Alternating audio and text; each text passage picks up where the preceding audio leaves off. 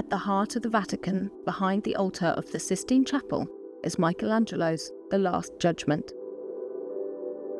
It shows the second coming of Christ and the final judgment of souls, where the righteous and the damned are divided into heaven and hell. And the fresco would prove as divisive for those who viewed it. Containing over 300 figures, Michelangelo's use of colour, symbolism and composition draw out the humanity in this supernatural scene of divine justice and power. But did this reinforce its scriptural message or detract from it?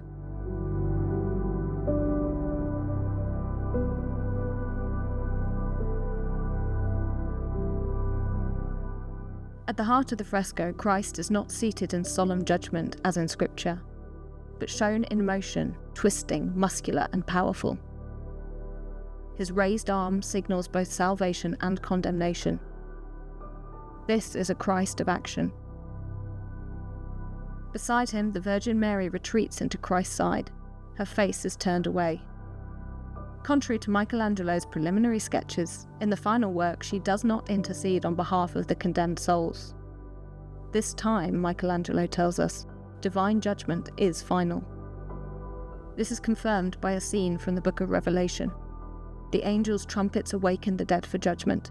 Just below there are 2 books to record eternal fates, one for the saved, one for the damned.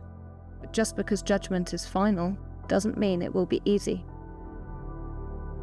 Those who are saved struggle towards heaven, pulled upwards with brute strength by wingless angels and their fellow faithful. Here, Michelangelo is suggesting salvation requires both divine grace and also human perseverance. This is why a figure grips a rosary like a lifeline. Strong as a rope or chain, it does not break, reinforcing Catholic doctrine that rosary prayers can lead to salvation. Meanwhile, the damned are wrenched downward, their bodies twisted in agony. This isn't just physical suffering that Michelangelo's showing us. He captures the terror of realization. The damned man, who covers his face in horror, is one of art history's most haunting studies of shame, and with good reason. Nearby, Charon threatens the damned with his oar as he ferries them into hell, where Minos awaits to deliver judgment. These are mythological figures, not biblical ones, borrowed from Dante's Inferno. They illustrate Michelangelo's commitment to storytelling over scriptural accuracy. And this is true even when it comes to saints. Look closely. Saint Bartholomew is holding his own flayed skin, but it's in danger of slipping through his fingers and falling into hell below.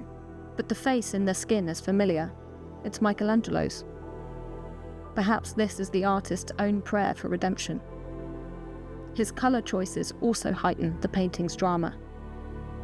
Christ's radiance is the brightest focal point, while the damned sink into shadow, visually separating heaven and hell. Cool blues, ochres and fleshy pinks unify the composition, but it would continue to divide opinion. Upon its unveiling in 1541, the Last Judgement shocked many with its nudity. Michelangelo saw the human form as divine, but some church officials disagreed. One critic, Biagio da Cesena, condemned it as improper, so Michelangelo painted him into hell as Minos, wrapped in a snake. Years later, the artist Daniele da Volterra would cover many nude figures with drapery, earning him the nickname Il Brachettone, the breeches maker. Despite these changes, Michelangelo's Last Judgement remains a masterpiece of movement, colour and human emotion. It's a powerful reminder of the weight of divine justice, captured in one of the most breathtaking works of art in history.